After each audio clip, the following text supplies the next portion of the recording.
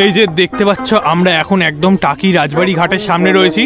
আর এখান থেকে ইছামতি নদীতে নৌকা যে ঘোড়া বা মাছরাঙা দ্বীপ ঘোড়া এখান থেকে যাওয়া যায়। গাড়িটা নাকি অ্যাকচুয়ালি অর্ধেকেরও বেশি নদীর মধ্যে চলে গেছে। দুর্গা দালানে কিন্তু অনেক সিনেমা শুটিং হয়েছে, প্রায় ভগ্নপ্রায় বলা যায়। দেখতে পাচ্ছ।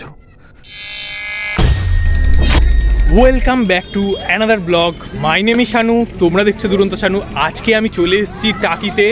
টাকিটা পুরো ঘুরবো আর তোমাদের দেখাবো। আর দেখতে পাচ্ছ, এই দেখো বট গাছটা দেখো, জাস্ট আঁকড়ে রেখে দিয়েছে কিছু অংশ রাজবাড়ির, যেটা প্রমাণ রেখে দিয়েছে যে এই এরিয়াতে একটা বিশাল বড় রাজবাড়ি ছিল, ভবিষ্যতেও থাকবে যতদিন এই গাছটা থাকবে। বাকি সব কিছুই চলে গেছে নদীতে, আর পিছনে রয়ে গেছে, রেখে গেছে এই সামান্য এই ইতিহাসটা। দেখতে পাচ্ছ এইটুখানি অংশ। এর আগে যখন এসেছিলাম তখন আরও কিছুটা পোর্শন ছিল, বাড়িটা আস্তে আস্তে মানে বিলুপ্তর পথে। আর একদম দেখতে পাচ্ছ যে এইখান থেকেই প্রতিবার বিসর্জনের সময় প্রতিমাগুলো এখান থেকে নিয়ে যাওয়া হয়। আর এই বছর যদি দুর্গাপুজোর সময় আসি, বিসর্জনেও যদি আসি তাহলে সম্ভব হয় তাহলে দেখাবো। আর যদি কোনো না কোনো সময় তো আসবোই, তখন অবশ্যই দেখাবো। দেখতে পাচ্ছ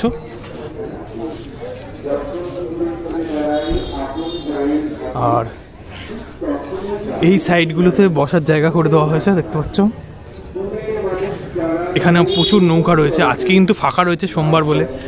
আজকে সোমবার, তার উপরে আবার রাম মন্দিরের উদ্বোধন, ফলে আজকের লোকের ভিড় একদমই নেই। বুঝতে পারছো? আর এই যে এই ঘাটেই কিন্তু প্রতিমা বিসর্জনটা হয়। আর এই যে দেখতে পাচ্ছ নৌকাগুলো সব সারি দিয়ে দাঁড়িয়ে রয়েছে এখানে। আর আজকে কিন্তু ভিড়টা দেখতে পাচ্ছ, এখানে লোকের ভিড়টা বুঝতেই পারছো ব্যাপার স্যাপার। তো আমাদের কলেজ স্কোয়ার বা সেখানে যেরকম ভিড় হয় এখানেও সেরকম ভিড় আছে, সেরকম লোকজন আছে, পাবলিক আছে। আর তোমরা যদি আসতে চাও, সামনে ভ্যালেন্টাইন্স ডে আছে, চলে আসতে পারো। খুব ভালো জায়গা, এর থেকে বেশি কিছু আর বলবো না। আর এই জায়গাটা কিন্তু ইছামতি সব থেকে বেশি চওড়া, দেখতে পাচ্ছ। আর ওইদিকে বাংলাদেশ দেখতে পাচ্ছ, সাতক্ষীরা। ওই যে ওইদিকেও কিন্তু নৌকা দেখা যাচ্ছে। এখন কিন্তু কুয়াশাটা অনেক পরিষ্কার হয়ে গেছে, সকালবেলার মতো নেই বলে অনেক দূর অবধি দেখা যাচ্ছে। টাকি ট্যুরের এর আগেও একটা পার্ট আছে, সেটা কিন্তু তোমরা এই ভিডিও শেষে গিয়ে দেখে নিও। আমি কিন্তু আই বাটনে ভিডিওটা দিয়ে দিচ্ছি।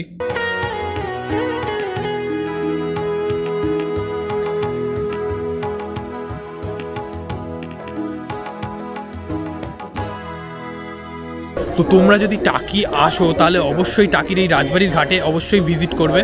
এই জায়গাটা কিন্তু সত্যি খুব সুন্দর। আর মানে এখানে কিন্তু বিসর্জনের সময় লোকের ভিড় হয়। আগে যতটা ভিড় হতো, এখন কিন্তু আস্তে আস্তে সেই এটা কমে গেছে কোভিডের পর থেকে। কিন্তু তবুও আমি যদি কোনো দিন আসি, ব্লগ করে দেখাবো। ইছামতি রাজবাড়ির যে ঘাট, তার পাড়েই কিন্তু এখানে পিকনিক করার বেশ বড় একটা এরিয়া রয়েছে। এইখানটাতে অনেকগুলো রয়েছে। এইটা একদম ফাঁকা রয়েছে, এটাতেই উঠে যাই। আর এটা সামনেও রয়েছে, চলো। ওই দেখো সামনে দিয়ে একটা জাস্ট নৌকা যাচ্ছে, লঞ্চ না এগুলো, নৌকা।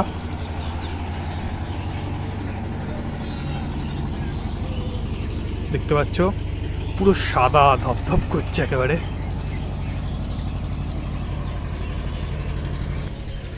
সামনে ভ্যালেন্টাইন্স ডে আসছে, তার জন্য কিন্তু এই জায়গাটা বেশ ভালো জায়গা কাপেলসের জন্য।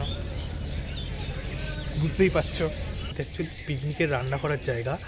আমি জাস্ট দেখলাম এখন, দেখো এখানে একটা পিকনিক হচ্ছে, তার রান্না বান্না করার জায়গা কিন্তু এটা। খুব সুন্দর জায়গা। আর এইখানে ঢোকার জন্য কিন্তু কোনো এন্ট্রি ফি লাগছে না, যেটা কিন্তু সত্যি খুব সুন্দর। যদি তোমরা গরমের সময় আসো বা অন্য যে কোনো সময় আসো, যখন ওয়েদারটা একটু ভালো হবে, তখন কিন্তু এই জায়গাটা খুব মনোরম লাগবে। এখন শীতকাল, আমরা ঘুরতে চলে এসেছি তোমাদের দেখানোর জন্য। তোমরা তোমাদের সময় সুযোগ মতো বা ভালো ওয়েদার থেকে এসো, সত্যি খুব সুন্দর লাগবে।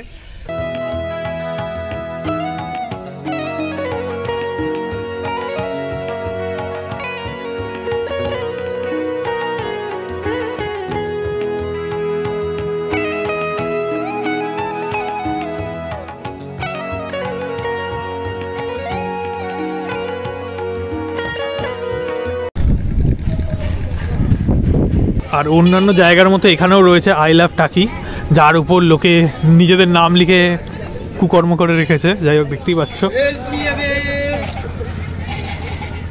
খুব সুন্দরভাবে লাইট টাইট দিয়ে সাজানো, বসার জায়গা রয়েছে এইদিকে। ইছামতি নদীর পাড় দিয়ে এই রাস্তাটা চলে গিয়েছে। এবার আমরা এখান থেকে মানে ইছামতির ঘাট থেকে যেতে চলেছি কর্নেল শঙ্কর রায়চৌধুরীর বাড়িতে।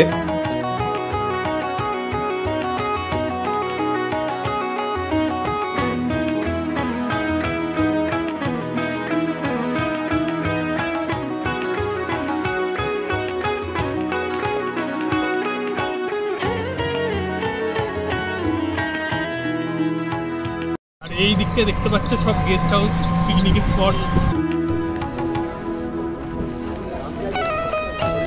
এখন আমরা রয়েছি কর্নেল শঙ্কর রায়চৌধুরীর বাড়িতে, মানে বাড়ির সামনে বলতে পারো।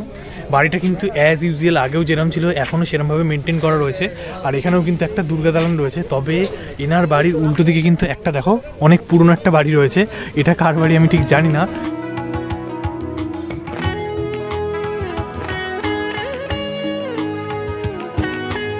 আর এই যে দেখতে পাচ্ছ দুর্গা দালান, এখানে দুর্গাপুজো হয়। এখানে কিন্তু সেলফি তোলার বেশ ভিড় রয়েছে।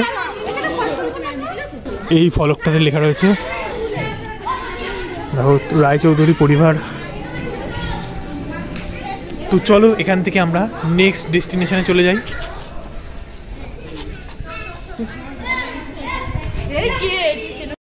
এখানে আখের রসের যে হাঁড়ি সেগুলোকে জাল দেওয়ার জন্য জাল দিয়ে রাখা রয়েছে। আর এইখানটাতে আখের গুড় পাওয়া যাচ্ছে। দেখতে পাচ্ছ এটা কিন্তু ইংরেজ আমলের একটা নলকূপ ছিল, যেটা বর্তমানে সংস্কারের জন্য বন্ধ রয়েছে। এটা আবার সেলফি জোন হিসেবেও লেখা রয়েছে সামনে দেখলাম। আর এই এরিয়া তার রাস্তার ধারে একদম পড়বে, গোলপাতার জঙ্গল যেতেই পড়বে এটা। আমার পিছনে দেখতে পাচ্ছ যে বাড়িটা রয়েছে, এই বাড়িটাতেও বিসর্জনের মুভির যে শ্যুট সেটা কিন্তু হয়েছিল। বাড়িটা কিছুটা চেঞ্জ করা রয়েছে দেখো, আর এখন রিপেয়ার করে বেশ ভালো লাগছে দেখতে পাচ্ছ। তো এই স্পটটাও দেখা হয়ে গেল। তো এবার চলো ডাইরেক্ট গোলপাতার জঙ্গলে যাব। তো গোলপাতার জঙ্গলে যাওয়ার জন্য এখানে একটা চেক পয়েন্ট আছে, সেই চেক পয়েন্টে আধার কার্ড রেখে কতজন যাচ্ছ, ফিমেল মেল প্লাস একটা সিরিয়াল নাম্বার দেবে, সেই সব কিছু কালেক্ট করে তারপর গোলপাতার জঙ্গলে যেতে হবে। কারণ যেহেতু বর্ডার এরিয়া এটা, ওই জন্য এত রেস্ট্রিকশান। আর এই যে এই রাস্তাটা ধরেই যেতে পড়ে গোলপাতার জঙ্গল। এই রাস্তাটা ধরেই আমরা চলেছি। যে ডেস্টিনেশনগুলো বা যে স্পটগুলো আমি দেখাচ্ছি সেগুলো যদি তোমরা টোটো করে ঘুরে দেখতে চাও তাহলে কিন্তু এরা 1100 টাকা চার্জ করছিল। আজকে আমরা বলে কয়ে কোনো রকমে 900 টাকায় রাজি হয়েছে। আমার মনে হয় এখানে অনেক স্পট আছে যেগুলো না দেখলেও চলে যাবে। কোনগুলো দেখলে মানে দেখতেই হবে সেগুলো তোমরা ভিডিও শেষ পর্যন্ত দেখতে থাকো, বুঝে যাবে। পাতা জঙ্গলে এন্ট্রি করার জন্য চলে এসেছি। আর এখানে টিকিট কাউন্টার রয়েছে, দেখতে পাচ্ছ 10 টাকা পার হেড। এই টিকিট পেয়ে গেছি। পিছনে ওই দিকটাতে কিন্তু এক জায়গায় খেজুর রস বিক্রি হচ্ছিল। আর এই যে দেখতে পাচ্ছ মিনি সুন্দরবনের একটা বোর্ড হেডিং দেওয়া রয়েছে, লেখা রয়েছে ব্রিজ থেকে নিচে নামা কঠোরভাবে নিষিদ্ধ। বেশ ব্রিজটা দিয়ে এবার আমরা সুন্দরবনে এন্ট্রি করব, মিনি সুন্দরবনে। যাই হোক, সুন্দরবন তো না, সুন্দরী গাছের বন, তাই সুন্দরবন জায়গাটার নাম দিয়েছে। আর তোমাদের আমি আর একটা জিনিস দেখাচ্ছি, দেখো এক সেকেন্ড। এই দেখো এখানে দেখো, এখানে দেখা যাচ্ছে না ঠিক মতো। এই যে দেখো, এইসব জায়গায় কিন্তু জল আসে, কাদা সাথে একটা রয়েছে। আর এই যে এই গাছটার নাম গোলপাতা, এর নামকরণেই গোলপাতা জঙ্গল। আর নদীর ধারে গেলেই দেখতে পাবে এখানে ইছামতি প্রচণ্ড চওড়া। এখন কিন্তু গাছগুলোতে নাম লাগিয়ে দেওয়া হয়েছে, মানে নেম প্লেট লাগিয়ে দেওয়া হয়েছে, যারা দেখতে আসবে তাদের বোঝার জন্য।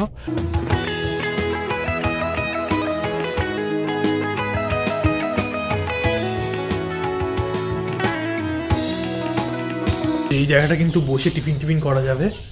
আর এই দিকটাতে ক্যান্টিন রয়েছে, পিছন দিকটাতে।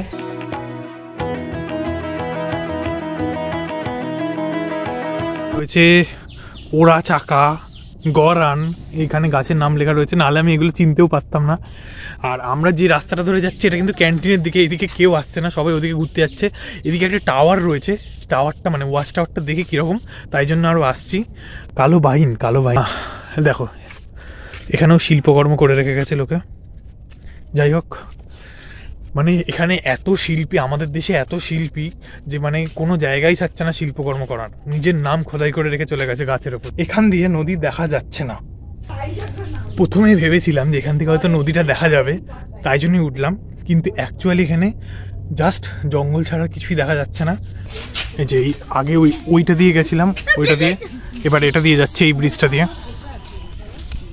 তো চলো নদীর ধারে যাওয়া যাক, ইছামতি নদীর ধারে। আর এই দেখতে পাচ্ছ এই গাছটা হচ্ছে বান গাছ, দেখতে পাচ্ছ বান গাছ। তো যেরকম মানে হাইপ আছে সেরকম কিছুই না, জাস্ট একটা বিভিন্ন গাছগাছালির জঙ্গল, মাছ ওপর দিয়ে মানে মাঝখান দিয়ে একটা ব্রিজ মতো করা। তো চলো তোমাদের ইছামতি নদীর ধারটা একবার দেখিয়ে দিই। তবে এই জায়গাটা কিন্তু খুব সুন্দর লাগবে, এই জঙ্গলের ভিতর দিয়ে যে রাস্তাটা আছে সেটা যখন ইছামতি নদীর পাড়ে গিয়ে মিশছে তখন কিন্তু খুব সুন্দর লাগবে। এই যে এবার লুকটা দেখো, কত সুন্দরভাবে নদীতে গিয়ে মিশবে।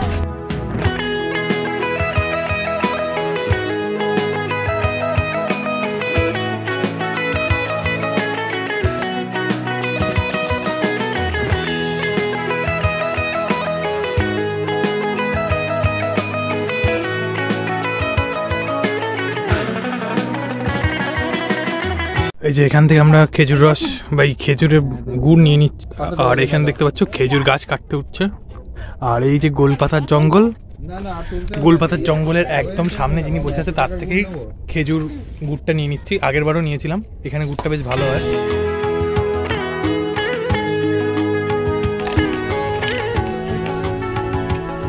তো এখান থেকে পাটালি নেওয়া হচ্ছে। এটা আমাদের ইন্ডিয়ানের থেকে বানানো হচ্ছে।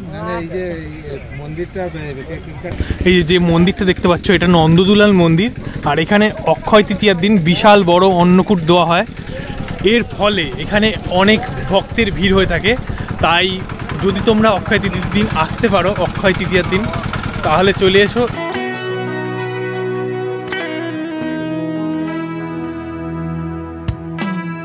এখন আমরা চলে এসেছি টাকি ঘোষ বাড়ি, বলা ভালো টাকি ঘোষ রাজবাড়ি। টাকি ভ্রমণের প্রথম এপিসোডে আমরা গিয়েছিলাম পুবেরের রাজবাড়িতে, আর এই এপিসোডে রয়েছে টাকির ঘোষ বাড়িতে। তো এখানেও এন্ট্রি করার জন্য 10 টাকা ফি লাগছে, এন্ট্রি ফি।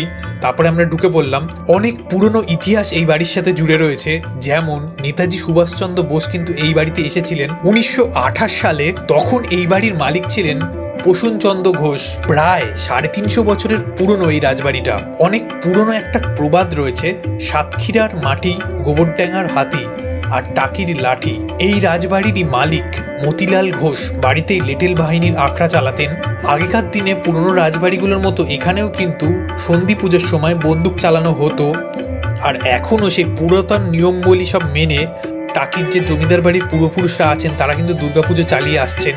এই যে তোমরা দেখতে পাচ্ছ টাকির ঘোষ বাড়ির যে দুর্গা দালান, এই দুর্গা দালানে কিন্তু অনেক সিনেমা শুটিং হয়েছে।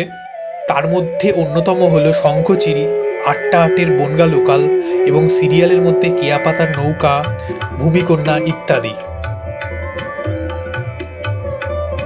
আমাদের টাকির যে ট্যুর সেটার লাস্ট ডেস্টিনেশনে চলে এসেছি, জোড়া শিব মন্দির। আর এই যে জোড়া শিব মন্দির, এখানে গান ফান বাজছে।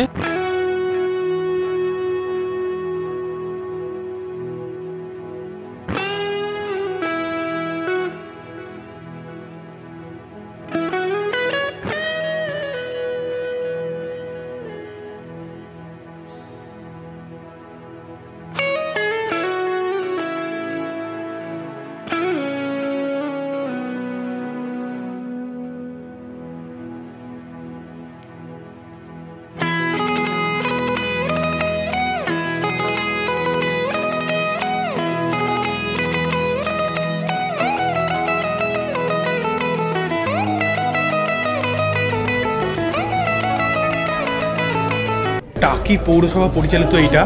এখানে আমরা আজকে দুপুরের খাওয়া দাওয়া বা লাঞ্চটা করে নেব। ভেজ খাবার 70 রুপিস পার হেড। দেখতেই পাচ্ছ ডাল আর বেগুন ভাজা চলে এসছে, আর একটা আলুর তরকারি। টাকি স্টেশন থেকেই আমাদের টাকির যে ভিজিটিং প্লেস বা যেগুলো দেখার জায়গা ছিল সেগুলো যেমন দেখা স্টার্ট হয়েছিল তেমন টাকি স্টেশনে এসেই ব্লগটা আবার শেষ হচ্ছে। দেখা হবে নেক্সট ব্লগে, ততক্ষণের জন্য টাটা।